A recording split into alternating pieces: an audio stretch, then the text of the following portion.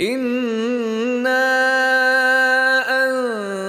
أنزلناه في ليلة القدر وما أدراك ما ليلة القدر بسم الله الرحمن الرحيم الحمد لله والصلاة والسلام على رسول الله. Realisht e dashur vëllezër, nderuara motra, nuk po du me ju marr kohë të kësaj kohë të çmuar që jemi të bu në xhaminë e këtë kohë të begat, në këto net të vlefshme, të dalluara, të numëruara, cilat po kalojnë me shpejtësi të madhe dhe në përgjithësi ditët dhe koha po kalon shpejt. Qështu është jeta shumë dinamike, angazhimet, preokupimet, agjenda ngjeshur, dhe ditët po kalojnë shpejt, netët po kalojnë shpejt në përgjithësi, e pastaj këto që janë më të dalluara dhe më të veçanta edhe më në veçanti. Andaj dashur vëllezër, ne jemi duke shkuar drejt fundit të bekuar të Ramazanit.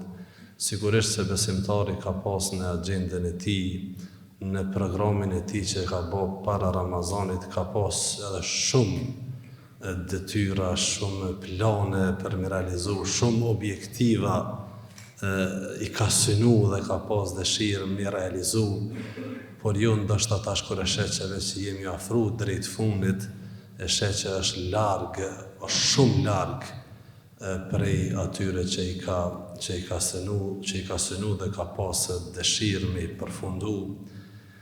Ka shumë këshilla, dashur vëllezër, të rëndësishme, mësime të mëdha që na jep Ramazani dhe që kishim pas dëshirë me rikujtu njëri tjetrin me to.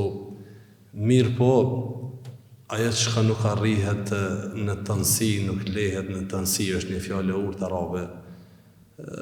Kjo e para. E dyta, duhet pastaj në pamundësi për t'i realizu të gjitha, për t'i arrit të gjitha, duhet besimtari pastaj me i rëndit prioritetet dhe me ju dhanë rëndësi detyrave, obligimeve, agjendës së tij, me i dhanë rëndësi ose me pas prioritetet me rëndit sipas rëndësisë që kanë.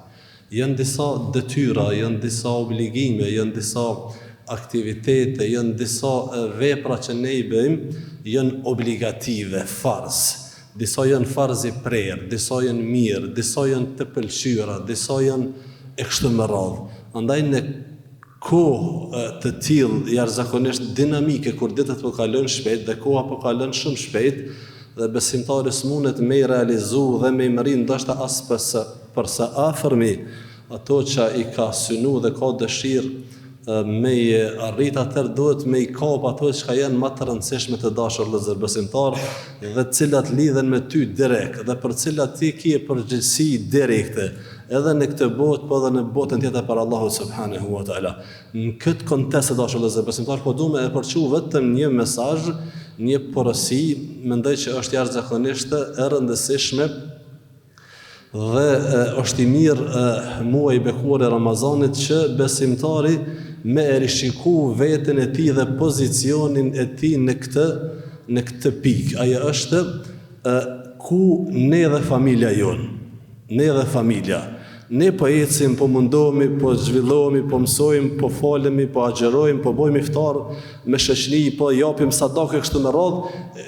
Elhamdulillah, mirë po e kemi familjen në qatë rrugë. A jemi duke hecë së bashku me familjarët, me bashorten, me fëmijët, me babën, me nanën, me vëllezërit, apo jemi duke hecë vetën të nderuar vëllezër besimtar, që kishte me qenë vërtet një mangësi dhe një ligësi jashtëzakonisht e madhe, që besimtari mu mundu veç vetë, kurse familjen e vetë, për cilën ka me dhënë llogari dhe ka shumë përgjegjësi, e lën anasht të dashur vëllezër besimtar. Po e marr këtë këshill pikërisht nga hadithi që Aisha radhiyallahu ta'ala anha tregon se si vepronte profeti alayhi salatu wassalam në 10 netëshin e fundit. Thoshte wa ayqadha ahlihu, njëra ndër veprat që bënte profeti alayhi salatu wassalam në këto 10 net të dashur vëllezër besimtar, përveç që bënte ibadet dhe shtonte ibadetin dhe intensitetin e ibadetit. Pra këto e kemi marrë nga shtrëngimi i pyetje që ka thënë Aisha radhiyallahu ta'ala anhu për pejgamberin alayhis salam. E dyta është wa ayqadha ahlihi dhe e kanë zgju familjen. Pra ka zgju familjen që bashkarisht me bë ibadet. Edhe familjes, edhe grave të tina, edhe fëmijëve të tina, edhe vajzave të tij ju ka thonë çon edhe ju më fal, çon edhe ju më lexu, ngritni edhe ju xhenetin me fitu. Andaj ka thonë Fatimes radhiyallahu ta'ala një herë të dashur vëllezër besimtar, oj bija ime më kërko për të mirave të kësaj dynjaje sot dush, sot kam më të dhënë dhe kam më të përgjigj. Kurse për ahiret bënja hizmetin vet, s'muj me të ndihmu. S'muj me ndihmu. Ja ayyuhalladhina amanu qu anfusakum wa ahlikum nara. O ju që keni besuar, ruani veten, po fillimisht veten, wa ahlikum dhe familjen tuaj. Ka plot besimtar që ja bojnë gojle vllaznive, xhamatit, shteteve, muslimanëve, atje kjo është e mirë, alhamdulillah. Dhe do të më pas edhe mshuri edhe për ta, edhe interesim edhe për ta më ndihmuar, më bë sebeb ndoshta më udhëzuar, ndoshta edhe më ndihmu materialisht nëse ka nevojë. Mirë, po cili është kontributi ynë për familjen tonë? Cila është vepra jote ose cili është programi yt që ti më ndihmu familjen tonë brenda në shtëpi? Ke përgjegjësi direkte ndëruar i besimtar. Kullukum ra'in wa kullukum mas'ulun an ra'iyatihi. Secili prej jush është kujdestar për një detyrë, vepër, diçka që ai është lënë nën për kujdesin e tij. Wa kullukum ra'in wa kullukum mas'ulun an ra'iyatihi. Dhe secili kujdestar pastaj ka më dhënë përgjegjësi për ato që i është besu. E nuk ka përgjegjësi më të madhe të dashur vëllezër se sa familja. Nuk ka përgjegjësi më të madhe për asnjërin krye familjar dhe jo vetëm krye familjar se sa familja e tij. Se sa bashortja e tij, se sa fëmijët e tij dhe rrethi i ngushtë pastaj.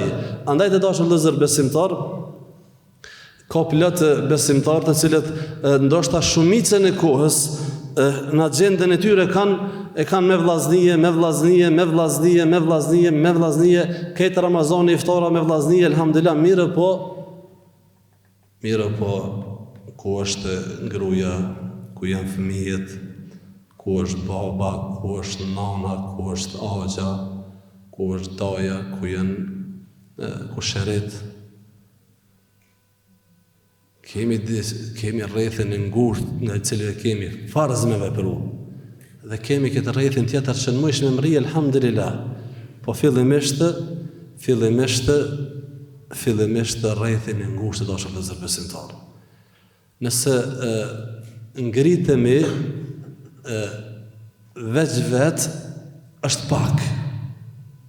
Dhe synimi është më ngrit bashkarisht. Qysh ka qenë profeti alayhi salatu wasalam dhe shokët e tij. Ebu Bekri radiallahu ta'ala anhu, krejt familjen e ka pas në shërbim të fesë. Krejt. Se merë një ngjarjen e hijretit dashur vëllezër besimtar. Krejt familja, antarët e familjes kanë pas rol me ndihmu profetin alayhi salatu wasalam. Ebu Bekri, djali, vajza, kështu me radhë, të gjithë. Andaj, këshilla ime vetë me sonte është dashur vëllezër që e t'i kushtojmë rëndësi jashtëzakonisht shumë familjes. Për ta kena mu pyet, me ta kemu krenu. Ajo që ati mas shumë t'i krenohesh dhe t'a zdrit ftyrën është familja jote. Dhe ajo që mas shumë t'i ruan a zët, ti poshtrohesh dhe t'a nxin ftyrën është familja jote. Që ato nëse arrin me pas sukses, alhamdulillah. Që ato nëse dështon,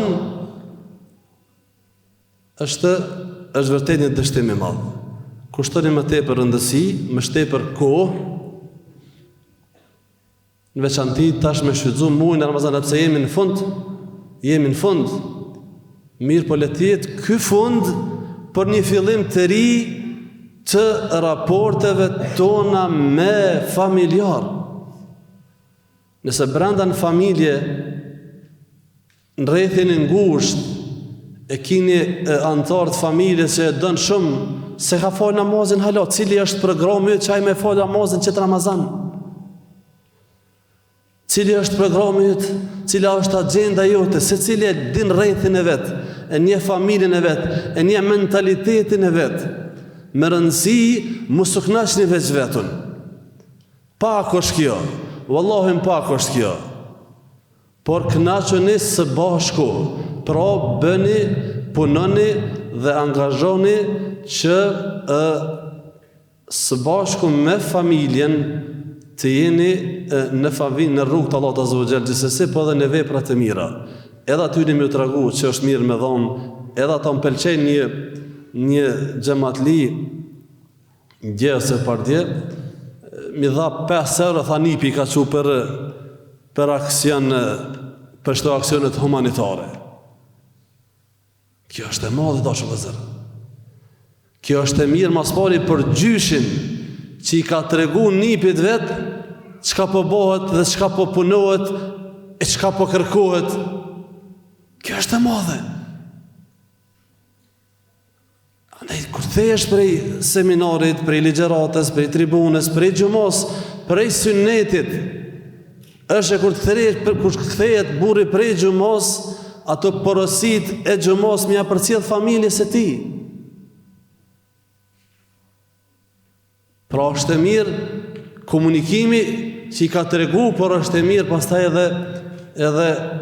edhe niveli i atij fëmiu që me kontribu dhe me dërgu 5 euro në xhami.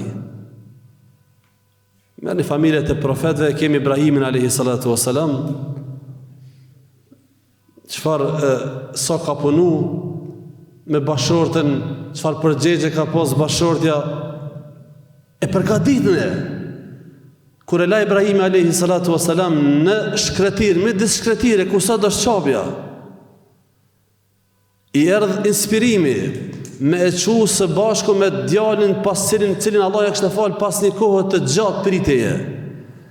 I erdh inspirimi me qu me lanë me disë shkretire. Allahu po dënë dhe po shqeqan larg, njerëz nuk e din. E lanë me diskretire Haxheri e shkret, foshin me veti, pa kushqim në atë kohë Mekka ka qenë shkretir, nuk ka pas gjallës as prej njerëzve, as prej kopshë, madje as ujë s'ka pas. E ku s'ka ujë nuk ka gjallësa. Çuti tresht Ibrahimi e lanë midis sot ku është çabja dhe ja kthej shpinën e bashortë vet, i thotë: "O Ibrahim."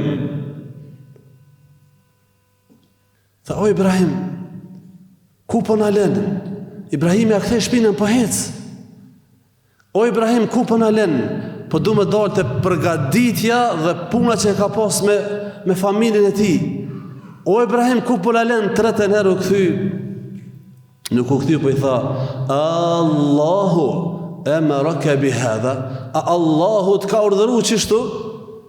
E kthej kokën dhe ja boni, tha po. Tha hec, sepse atër Allahu s'ka më na humbë. Pra iman, akide, besim, pastaj shenë Ismailin kështë më rëdashë lëzër, punoni më tepër, angazhoni më tepër, edhe për shkak që kemë dëshirë të gjithë me fitu sevapë dhe me hyrë në xhenet, po edhe për shkak të rrezikut të madh që i kënoset familjes dhe agjendave të mëdha që implementohen këtu tek ne dhe jo vetëm tek ne, po gjithandaj në përbot, për shkatrimin e familjes, për shkatrimin e femrës, për shkatrimin e gruas, e nanës, e fëmijëve, e kështu me radhë. Andaj duhet me qenë burri ai cili e afron, i mbron, i ruan, i forcon, përmes tij murujt pastaj edhe familja, por kjo përgjegjësi për familjen nuk është vetëm për burra, është e dyanshme ose gjithanshme. Edhe gratë kanë përgjegjësinë e vete, secili sipas takatit dhe kompetencave që i ka. Allahu Azza wa Jall ju shpërblet në ruft. Inna anzalnahu fi laylatil qadr. Wa ma adraka ma laylatul qadr.